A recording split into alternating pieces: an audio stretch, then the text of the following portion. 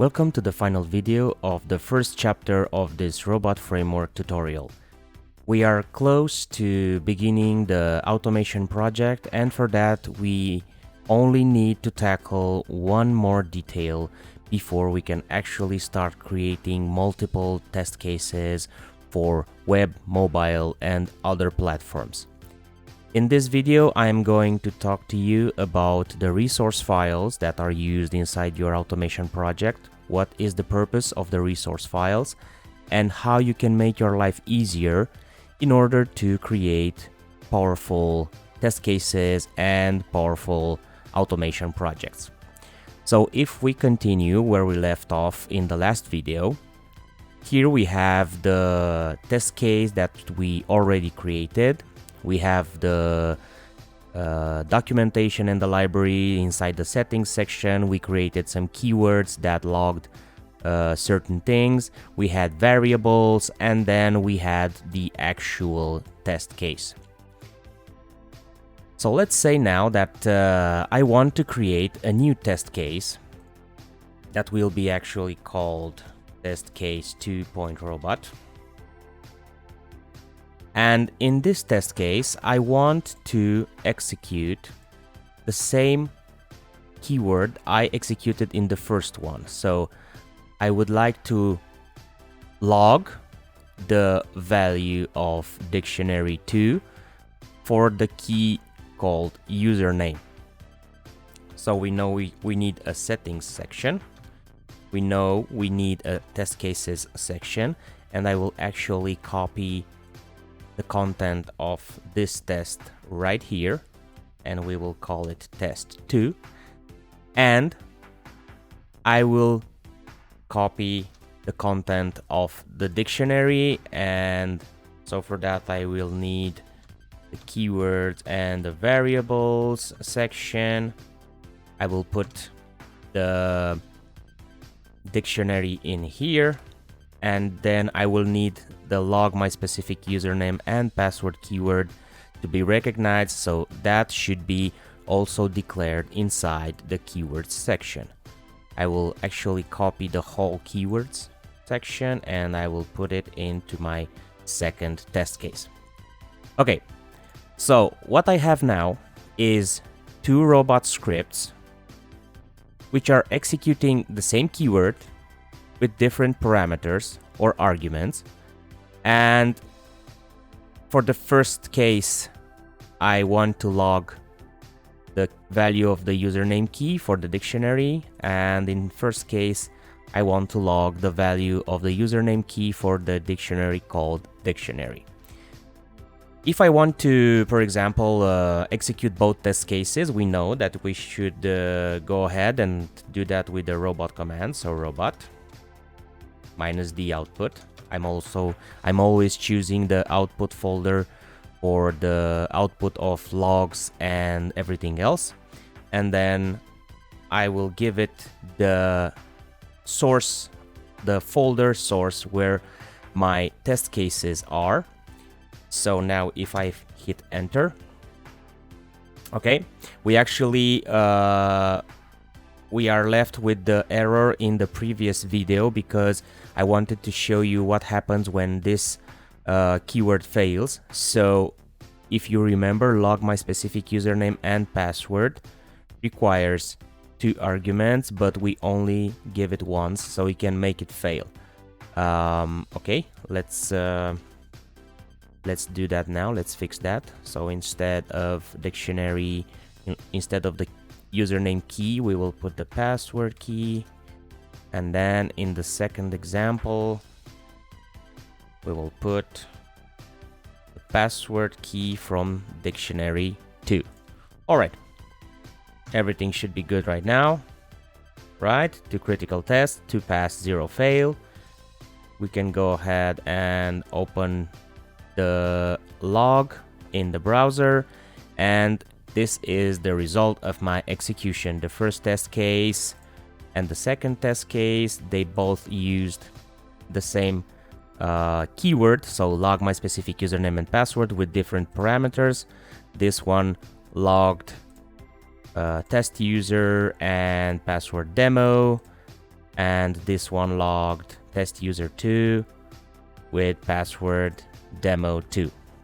All right. So in this formula right now, what I can see is that if I want to create a large number of test cases that will use the same keywords, and I use this method, this means that in every test case I create, I'm forced to copy and paste the bits I need. So for example, as you can see in the second test case, I copied all 3 keywords that were already defined inside the first file, and then if I want to create a third one, I will have the same problem, and so on. This is not something you want to do, especially because it is very, very hard to maintain. Imagine that at one point you want to modify this keyword to do something else. Your test cases are already created and are already targeting this keyword. So what you will end up doing is go in the first file, modify the keyword, go into the second file, modify the keyword, and so on. And that doesn't make sense, not at all. Instead, the right way to do this is to have a resource file that contains all the keywords and all the variables you need, and you use that resource file as a resource for all your test cases. So the declarations of all your keywords will be in only one place, and then when you want to call them out inside your test, you will simply take them from there. Let me show you what I mean. So inside the resource folder, we will create a new file called resources.robot. And the difference between a resource file and the test case file is that the resource file does not contain the test cases section. Any other stuff is the same way. So we have a settings, we have a variables, and we have a keywords section.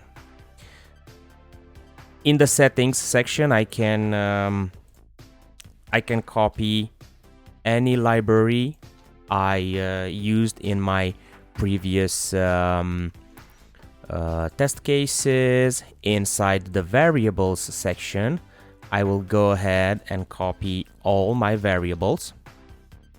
And of course, in the keywords section, I will go ahead and copy all the keywords that I created so far. All right, so this resource file is now the common file between all my test cases. But in order to use everything that is in this resource file, I first have to declare it as a resource for my test case. So right now, what I can do is to go into my first test case, and I will delete everything that is related to keywords or variables. So now, as you can see, everything is underlined because the declaration is no longer there. So in order to tie the resource file to your test case, under the settings section, you will have resource, and then you should give your test case the path to your resource file.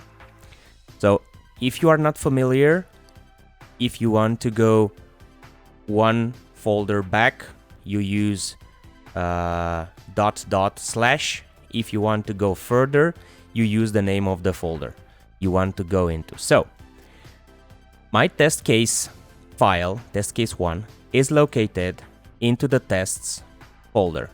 Okay, so now in order to target the resource files, I have to go back one folder. So I go into the test projects folder, and then I will go into the resources folder, and then I will target the resources.robot. Let me put it like this so you can see it clear. the tests folder and the resources folder are at the same level. So in order to reach the resources folder, we must go one folder back. And as I was saying, //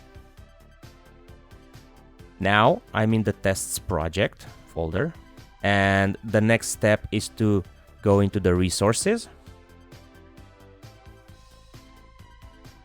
and then I can target the resources folder called resources.robot. If the declaration is good, you can see right away that by holding the control key and executing a mouse over the name of this file, I am able to see that this is recognized, and with a simple control click, I can go directly to opening this file. So once again, control click, and PyCharm opens the file. Furthermore, now you can see that all the keywords that are declared inside the resources file and all the variables are no longer underlined, so they are correctly recognized. And I can do the same thing with the keywords and the variables. Hold down the control key, click, and that should take me directly to the declaration of my keyword. Because we declared the operating system library inside the resources file, we are no longer forced to declare it in the test cases file. So now everything that is in here is available for all the test cases that are in here. And now if I do the same thing for the second test case, so I will delete the keywords and the variables section, I will only put in resource, once again, one folder back, resources/resources.robot. And sure enough, you can see that the syntax is also recognized inside the second test case. Let's go ahead and execute the same test that we had and analyze the results now. So the execution was successful. We have two test cases that we know. And now look what happens if I control scroll in this area. Now robot framework will tell me that this keyword, log my specific username and password, actually belongs to the resources file, because that is the name of my resource file, is resources.robot. If I expand this even more, I can see that log my username and log my password are both keywords that are belonging to the resources file. And then when it gets down to the final piece, so the log keyword, I can see that this one belongs to the built-in library. So that is a very effective way to know which keyword belongs to which file or which library, in case you only look at the log and you don't exactly know where that comes from. All right. So as you can see, we created a mutual resource file for both our test cases.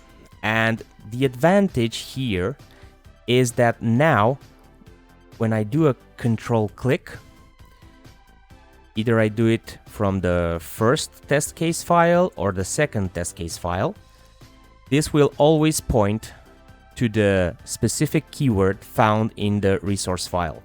And the advantage of that is that when I want to modify something, so for example, let's say I want to log, this is the final video of the first chapter, for example, I only modified the keyword inside the resource file. I did not touch the two test cases, but now when I execute a test, let's see what happened. So we had the two test cases that were executed. We had this keyword that was executed, but as you can see now, in both cases, we executed the two other keywords, log my username and log my password, but we also executed the log for this is the final video of this chapter. And the same thing happened in the second case where I used the second dictionary. So once again, the log command also executed this. This is the last video of the first chapter. So the advantage is that 95%, if you keep more than 95% of your keywords, variables, and general code inside resource files, each time you go through a change in your logic, in your tests, or maybe if you are automating on devices or web, whenever a functionality has changed, if you have a specific keyword for that functionality, you will always and only go inside the resource file. You will target that specific keyword and you will only modify that specific keyword there. After that, you can relaunch your tests and all the modifications you have brought to your keywords inside the resource file will automatically be available for the test cases. So whenever you are doing a refactoring of your code, if you touch only the resource file, you will be able to execute the test cases without having to touch any of the syntax inside the test cases. All right, this concludes our first chapter in this video tutorial.